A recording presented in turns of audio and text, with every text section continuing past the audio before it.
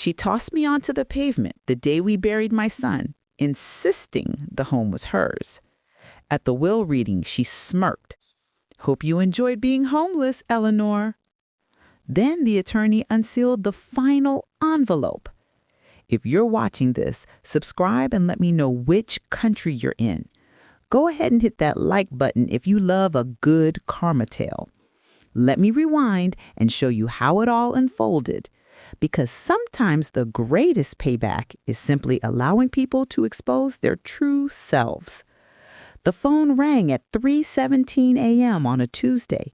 My son David's voice was tense, gasping, "Mom, something's wrong."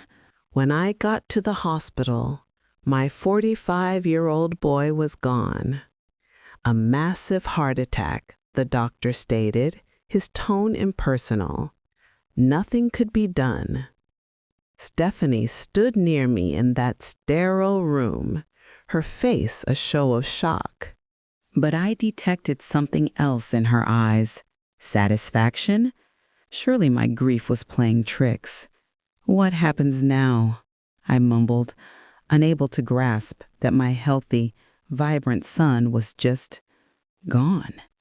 Stephanie squared her shoulders, her calm briefly faltering. "Now we face facts, Eleanor.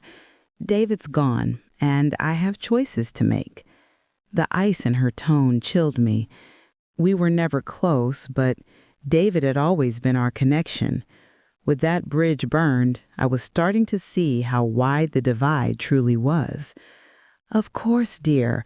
We'll manage this together," I said, reaching for her hand. She pulled back. "We'll see about that." I should have heard the threat in those words.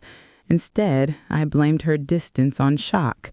People handle grief differently, I told myself. Some break down, others shut down. Stephanie was clearly the latter. The next 3 days were a blur of funeral plans. I offered to cover some costs. David was my only child, but Stephanie insisted on handling it all. "I'm his wife," she kept repeating. "I know what he would have wanted." Fair enough. I focused on his eulogy, contacting family, and just holding on. At 67, I'd buried my parents and my husband, but losing a child was a unique agony. The night before the service, sitting in what had been David's old room in the house he shared with Stephanie, I looked at the photos on the dresser. David at graduation, David in Stephanie's wedding, David with his nephew last Christmas. I noticed then, there were no recent pictures of David and me. Stephanie had quietly removed them, I realized. When did that happen? A gentle knock broke my thoughts. Stephanie stood in the doorway, no longer hiding the calculation in her gaze. "We need to talk, Eleanor." The service was beautiful, I'll give her that. The flowers were lovely, the music was David's favorite, and the reception was perfectly arranged. What wasn't beautiful was watching my daughter-in-law perform as the grieving widow while hinting about new beginnings. I stood in the receiving line accepting sympathies when I overheard Stephanie speaking with her sister behind a floral display.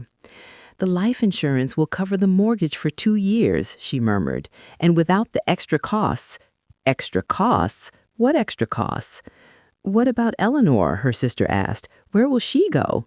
Stephanie's laugh was sharp. "That's not my concern. She can manage like every other adult." My blood froze. I'd lived with them for 2 years, since I sold my place to help with their down payment. David promised it was temporary until I found a smaller home. Somehow, temporary became permanent, and I'd settled into helping around the house, making meals, feeling useful. Clearly, I'd been naive. "Eleanor," Stephanie was at my side, her public smile fixed. "Could you help me in the kitchen? We need to discuss a few things."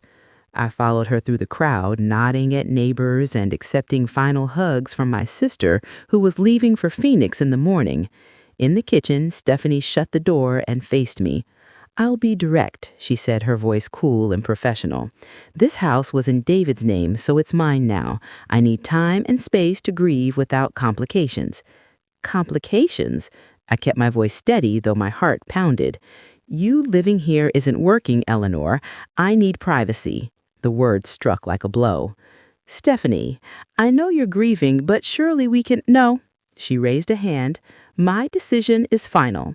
You have until tomorrow evening to pack. That's plenty of time. I stared, searching for any trace of the woman who'd once called me Mom, hugged me at holidays, cried when David proposed. That woman was gone, replaced by someone cold and ruthless. Where am I supposed to go? Stephanie shrugged. You're a grown woman, Eleanor. You'll find a way. The casual cruelty stole my breath. David would be horrified by this. David's dead, she said flatly. The sooner you accept that, the better for us both.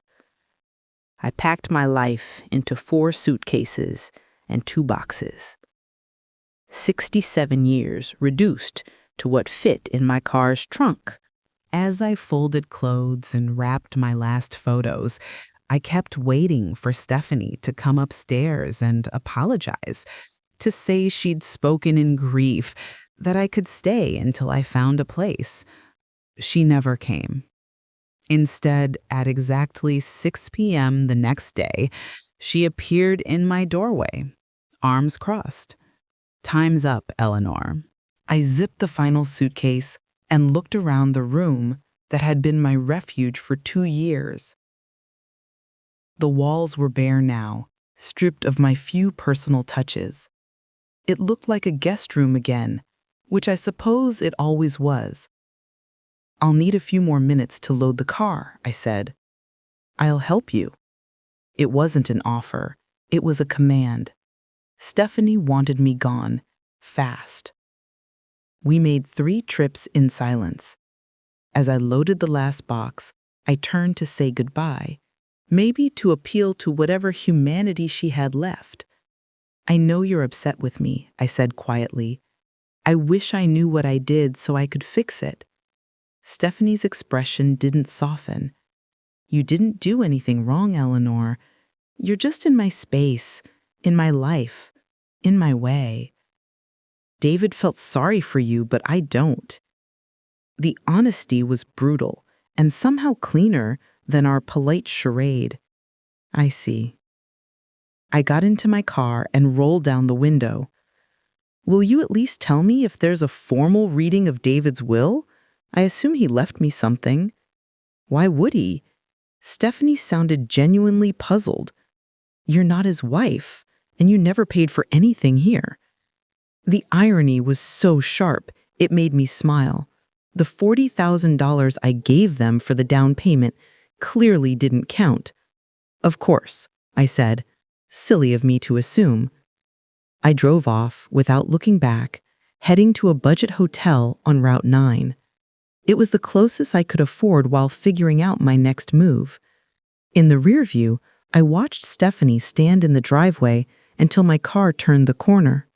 At the hotel, I checked in for a week and carried my bags to a generic room, smelling of cleaner and shattered dreams. I sat on the polyester bedspread and stared at my reflection. Who was this woman? A widow, now childless, homeless, and apparently worthless to the only family she had left. But as I sat there, something unexpected stirred in my chest. Not despair, though that was there, but something sharper, almost like anticipation. Stephanie thought she'd won. She thought she'd discarded the inconvenient mother-in-law and claimed her prize. What she didn't know was that David had been a far better son than she'd ever realized. 2 weeks into my hotel stay, as my savings dwindled, the call came from David's lawyer. Mrs. Fairfield, this is James Morrison from Morrison & Associates. I handled your son's legal matters. Yes, Mr. Morrison, I remember you from their house closing. I'm calling to say probate is complete, and there will be a formal reading of David's will next Tuesday at 2 p.m. in my office. Your presence is required. My presence was required. I sat up straighter, ignoring the creak of cheap springs. "I'm sorry, but there might be a mistake.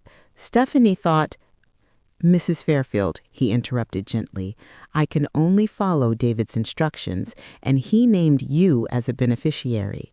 I'll see you Tuesday at 2 p.m. After he hung up, I stared at my phone. David had left me something after all. Probably a small memento, his father's watch or childhood photo albums. Stephanie wouldn't be happy, but she'd have to accept it. I spent the weekend browsing apartments online, looking at senior communities and modest rentals within my budget. My savings could cover another week at the hotel plus a deposit, but I'd need to be careful. Social Security and my teacher's pension would have to stretch further than planned. At 1:45 p.m. Tuesday, I sat in the parking lot of Morrison and Associates, watching Stephanie step out of a silver BMW and a black dress that likely cost more than my monthly income. She'd brought her brother, Marcus, in an expensive suit, constantly checking his phone.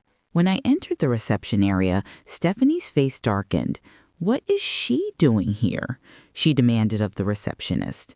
"Mrs. Fairfield is here for the will reading," the young woman replied professionally. "Which Mrs. Fairfield?" Stephanie's voice rose slightly. "Both of you, apparently." Marcus whispered to her. She nodded curtly and sat across from me, making it clear our temporary civility was over. Mr. Morrison appeared at 2 p.m. and led us into his office.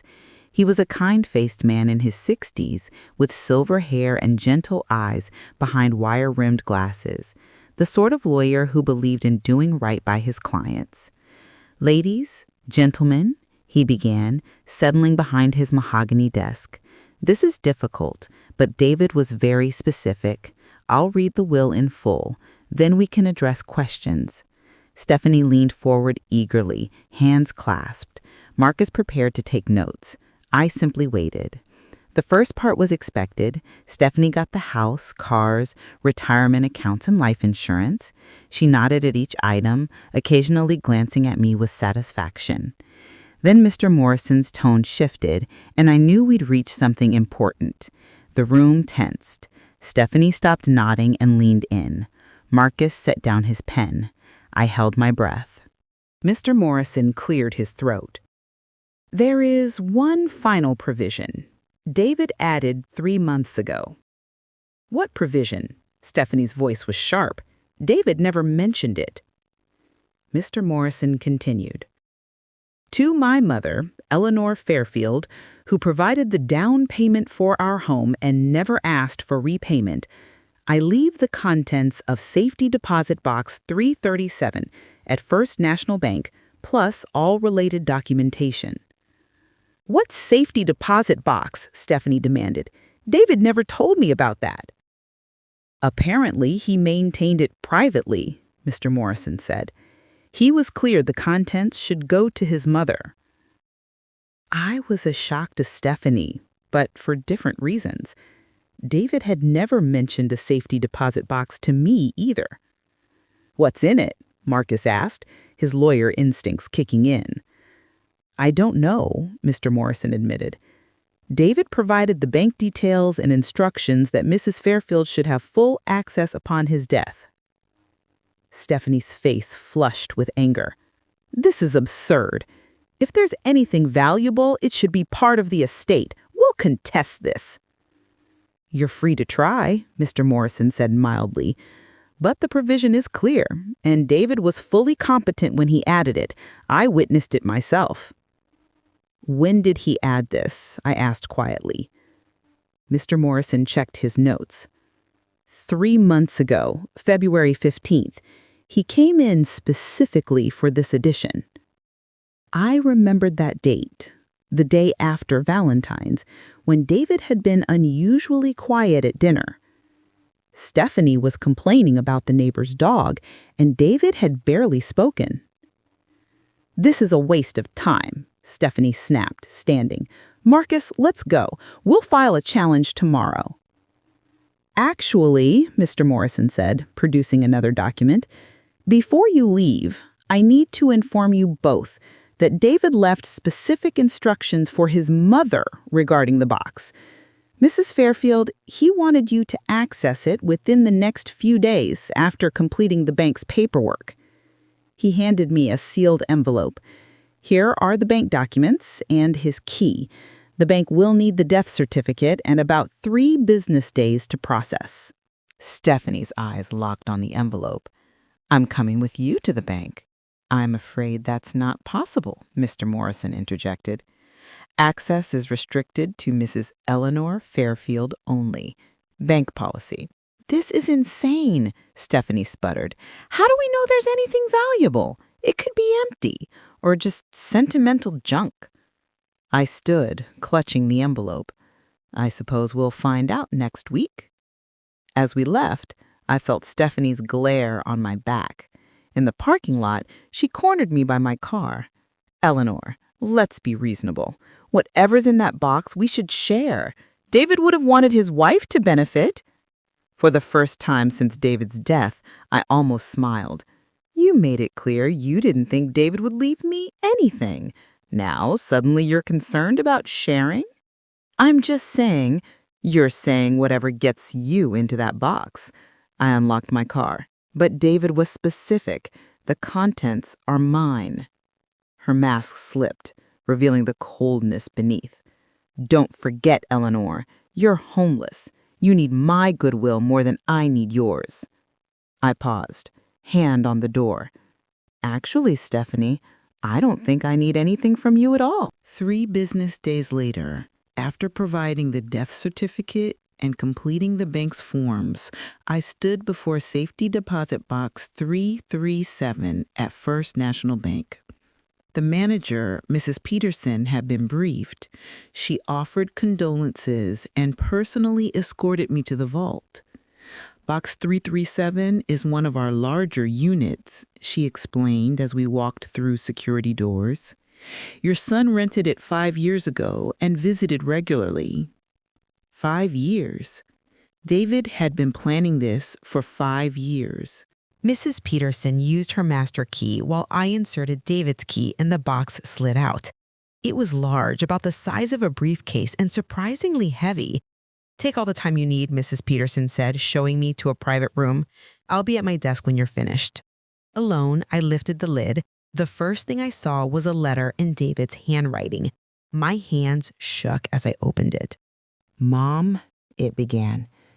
If you're reading this, I'm gone. And Stephanie has likely shown her true colors. I'm sorry, but not surprised. I've known for years what she is, and I've been preparing. My heart raced as I read on. You gave us $40,000 for the down payment. I know you saw it as a loan, though you never asked for repayment. I've been investing that money for 5 years, adding to it when I could. The money in the accounts isn't just repayment. It's what careful investing grew it into. I set the letter down, stunned, and looked at the documents underneath. Bank statements, investment portfolios, account numbers. My eyes scanned the balances.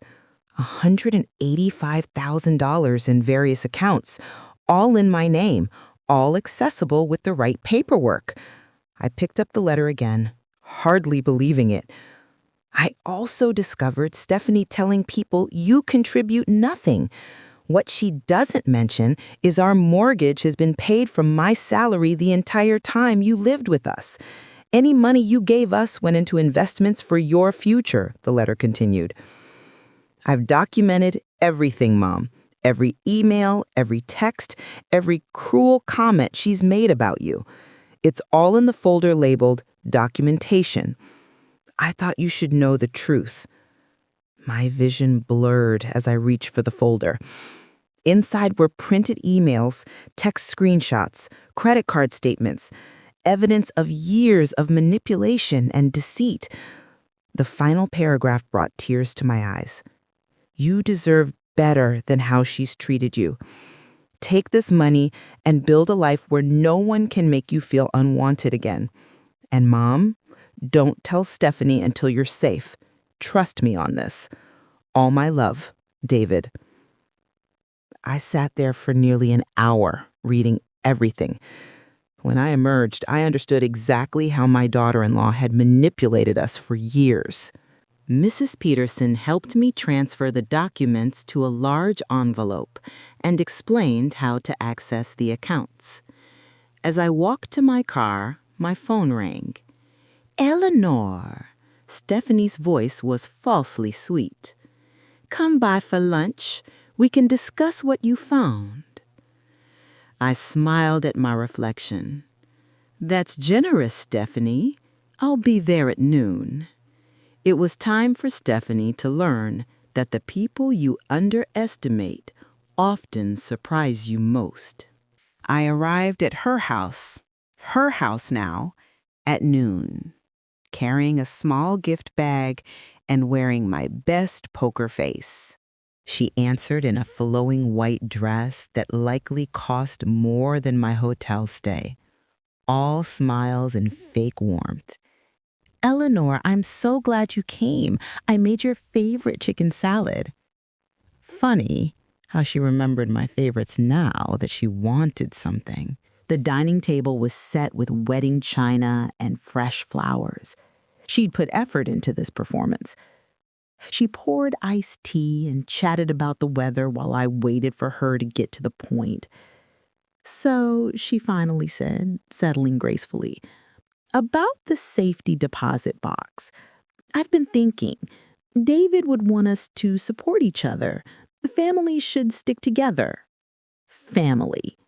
Rich from the woman who'd thrown me out. I couldn't agree more, I said evenly. Stephanie's eyes lit up, thinking she had an opening. I'm relieved to see that. I was worried you might be upset about moving out so fast, but you understand I needed space to grieve. Of course. I took a bite of salad. Grief affects everyone differently. Exactly, she leaned in. So, about what David left you, we could combine it with the life insurance, invest together. I have great financial advisors. I bet she did. The same ones who'd helped her spend recklessly. That's thoughtful, Stephanie. But I'm curious. Why do you assume there's anything valuable in the box? She paused, unprepared. Well, David was private about finances. He must have had a reason for keeping it separate. Private? I raised an eyebrow. You know what I mean. She waved a hand. Men never tell their wives everything. I set down my fork and looked straight at her. Actually, I think David told you exactly what he thought you needed to know. Something flickered in her eyes. Uncertainty? Maybe fear? What did you find, Eleanor? The moment was near, but I wasn't ready yet. I reached for the gift bag. I brought you something, I said, pulling out a wrapped package. A thank you gift. She unwrapped it eagerly, a framed photo of David from college graduation. Her face softened slightly. Oh, Eleanor, this is nice. Thank you. I thought you should have it. After all, you were such a devoted wife. The emphasis on devoted wasn't lost. She looked up sharply. What's that supposed to mean? Nothing. I'm just appreciating how well you cared for my son. She set the photo down carefully, her demeanor shifting. The fake sweetness faded, replaced by wariness. Eleanor, you're being vague. Just tell me what was in the box. I smiled, sipping my tea. Documents, mostly. Very interesting reading. What kind of documents? Financial records, investment statements, some correspondence. I paused meaningfully. Lots of printed emails and texts. Stephanie paled. Text messages. David was thorough in his record-keeping, especially near the end. I pulled out my phone and opened a photo of a text conversation. Want to see? This one's from 6 months ago. I turned the screen toward her. A screenshot of her texting her sister.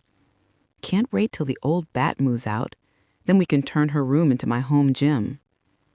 Stephanie lunged for the phone, but I pulled it back smoothly. There are dozens more, I said conversationally. David was very good at documentation. This next one is especially revealing. You texting Marcus about convincing David I should pay household expenses when the mortgage was already covered by his salary. Stop! Her voice was a whisper. And there's an email where you laugh with your sister about how gullible I am, how easy it was to make me feel like a burden while planning to evict me after David's death. I set the phone down, looking at her with mild curiosity. That was forward-thinking, planning my eviction while David was alive. Stephanie's composure shattered. He had no right to save private messages. Actually, he had every right. It was his house, and you were discussing his mother. I leaned back. The question is, what do we do now? What do you want? The mask was off, revealing the calculating woman beneath. Want? I don't want anything from you, Stephanie. I never did. Then why do this? Why humiliate me? I considered it. You're right. There's no point in humiliating you. You've done that yourself. I don't understand. You threw me out the day after my son's funeral. You said I was worthless, that David felt sorry for me, that I contributed nothing. I stood slowly. But here's what you didn't get about David. He saw everything. Every cruel remark, every manipulation, every lie. Stephanie gripped the table, knuckles white. And the beautiful part, I continued, he documented it all, not to hurt you, but to protect me. Because he knew once he was gone, you'd show your true self. You can't prove any of this would hold up in court. Court? I laughed, surprising myself. Oh, sweetie, I'm not taking you to court. She blinked, confused. You're not? Why would I? You've already given me everything I need. I don't understand. I pulled out the folder from the safety deposit box and placed it on the table. David left me more than screenshots, Stephanie. He left 5 years of evidence showing how you manipulated us both. She stared at the folder like it was dangerous. Bank statements proving house payments came from David's salary the entire time I lived here. Emails with Marcus discussing the Eleanor problem. Credit card bills showing luxury purchases on days you told David we couldn't afford basics. Stephanie's breathing grew shallow. David saved all that? David documented everything, including emails to friends, calling him a pushover and joking about manipulating him into thinking I was a financial burden. That hit home. She flinched. Know what I found most interesting? I opened the folder. This email thread where you and Marcus discuss long-term plans to have me declared incompetent to access my pension and Social Security. That's not... We never... No, you never followed through. Know why? David figured out your plan and protected me. Stephanie's eyes widened. How? You think I have nothing worth protecting. I smiled. According to these investment statements, I have quite a bit. Money David had grown over 5 years. That's impossible. You're in a hotel. I'm in a hotel because I choose to be while I plan my next move, not because I can't afford better. Silence hung between us as she processed this. I could see her mind racing, calculating the amount. How much? She finally asked. How much did he leave you? I closed the folder and stood. That's none of your business. I'm his wife. I have a right to know. You had a right to what your husband left you, which was generous. The house, cars, life insurance, retirement accounts. You did very well. Stephanie shot up, her chair scraping the floor. You manipulative old witch. You're stealing what's mine. Stealing? I raised an eyebrow. How? Everything I have was given by my son, who had every legal right to decide where his assets went. He was my husband. Yes. And apparently he knew exactly what kind of wife you were. The words hung in the air. Stephanie's face was flushed with anger and panic.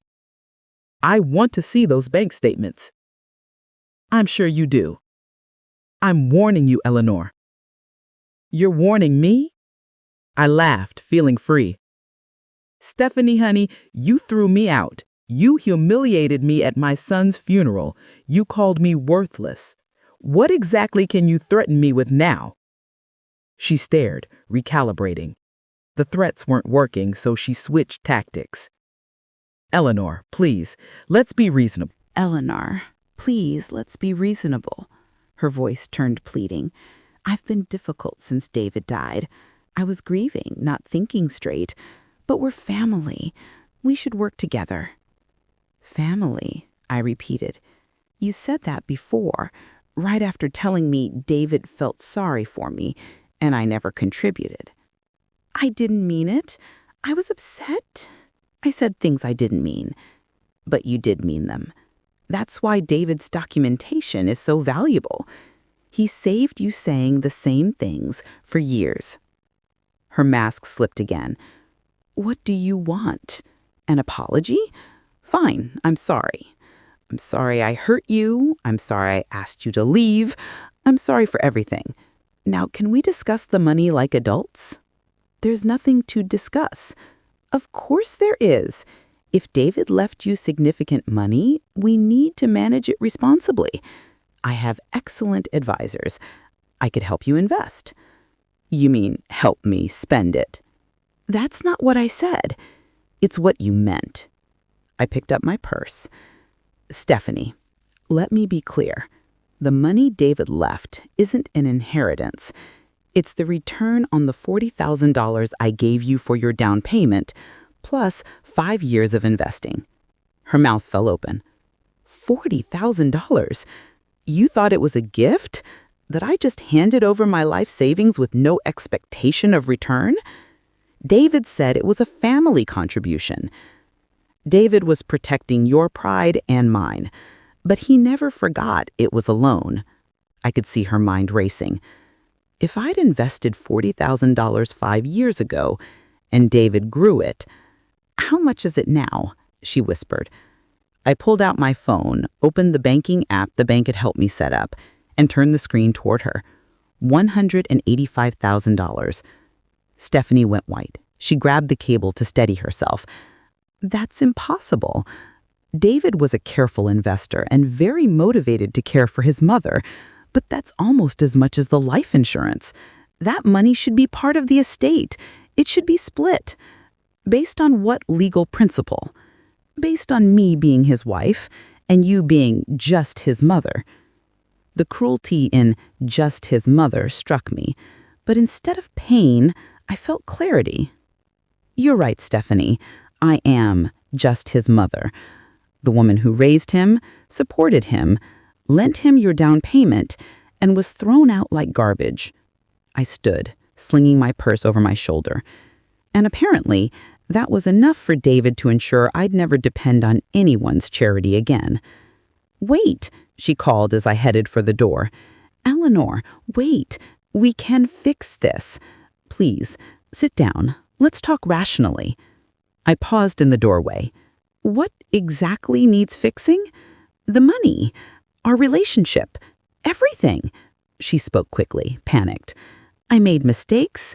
I was stressed about David's death, worried about money, and I took it out on you. But we can fix this. I'm sure you were worried about money, I said quietly. But not for the reasons you claim. What does that mean? I pulled out one final document from David's folder, saved for last. It means David documented your spending, Stephanie. including the $15,000 you charged to credit cards the month before he died. Her face went ashen. Spa trips, designer clothes, a New York weekend with your sister, all while telling David you worried about grocery money. That's not, you weren't what? Planning to live off his life insurance while tossing out the mother-in-law who might cramp your style? Stephanie collapsed into her chair, defeated. You don't understand the pressure I was under. What pressure? Everyone expected me to be the perfect wife, hostess, David's colleagues, neighbors, my family. Do you know how exhausting it is to keep up appearances? I looked at her in her designer dress, in her beautiful house, surrounded by luxury, complaining about appearances. No, Stephanie, I don't. I was too busy actually caring for your husband while you spent his money. I loved David. You loved what he provided. There's a difference. She cried now, ugly tears smearing her makeup. I can't lose everything. I can't go back to being nobody. You're not nobody. You're David's widow. You inherited a $500,000 house, a $200,000 life insurance policy, and his retirement accounts. You're set for life if you manage it right. But it's not enough for the life I planned. Then maybe you planned the wrong life. I walked out, and this time she didn't try to stop me with words. Instead, there was a soft thud. I turned to see her slumped forward, face gray, breathing shallow. For a moment, I thought it was a medical emergency. Then I realized complete defeat. The moment someone realizes they've lost everything they felt entitled to, and no manipulation can get it back. I can't, she whispered. I can't lose it all. You're not losing everything, Stephanie. You're losing what was never yours to begin with. I left her there in her expensive dining room, surrounded by wedding china and her constructed life, and walked into the sunshine of my new beginning. Sometimes the best revenge isn't revenge at all. Sometimes it's justice arriving exactly when needed. And sometimes, if you're lucky, it comes with a healthy bank balance and the knowledge that the child you raised became exactly the man you hoped. David had cared for me as he'd always promised. Even beyond death, my son kept his word. And that, more than any money, was his greatest gift. Thanks for listening. Don't forget to subscribe to Shattered Voices and share your own story in the comments. Your voice matters.